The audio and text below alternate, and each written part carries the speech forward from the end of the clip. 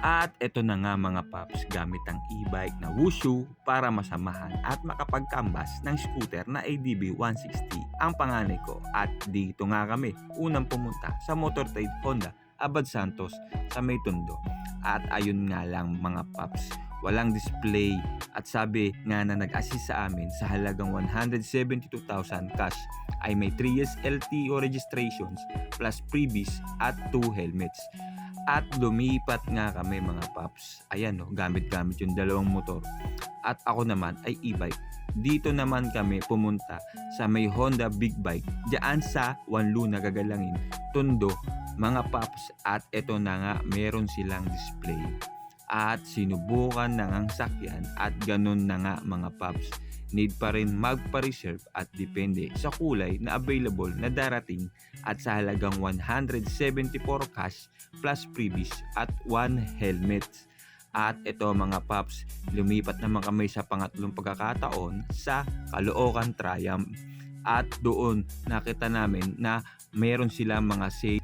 Tingin-tingin muna kami up to 10 to 50% depende sa mapipili at depende sa anong mga stocks. At ito mga paps, meron silang mga pang motocross, meron silang mga half face helmet at meron silang mga full face helmet. Ayan sumusukat-sukat pa.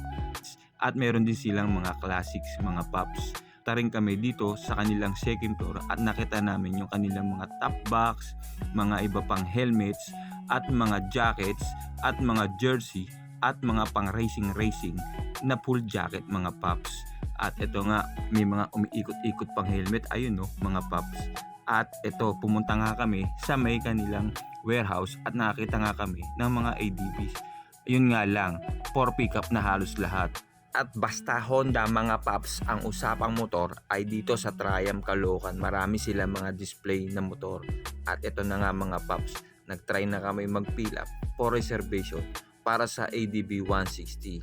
At sa halagang 171,000 mga paps, meron ka ng 3 years registration, freebies at 1 helmets at meron kang discount sa kanilang mga items up to 20 to 30%. Pang nagpipilap, syempre tayo tingin-tingin tayo ng mga matitikas at magaganda nilang motor. Ayan yung mga monkey bikes nila mga paps na nagkakahalaga na 300,000 pesos. At ito mga paps yung ang kanilang mga big bikes at mga presyo mga paps ay nakalagay na rin sa bawat big bike na nakadisplay nila doon sa taas. At ito mga paps yung pang mga ibang big bike nila na mga ZB at pataas ang mga CC. At ito meron din sila mga ADB na mga higher CC mga paps. Meron din silang mga African Twins mga paps na display. Ito mga paps ang kanilang mga big bike na pang racetrack. Ayan mga paps, yung mga ninja. At ito yung mga naked nila mga paps na big bike din. At ito rin mga paps yung mga nakadisplay na kanilang mga adventure bike.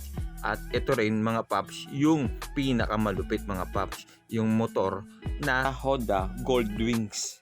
At ayun na nga mga paps, nauwi na lang kami sa unri-rise ng Inasal.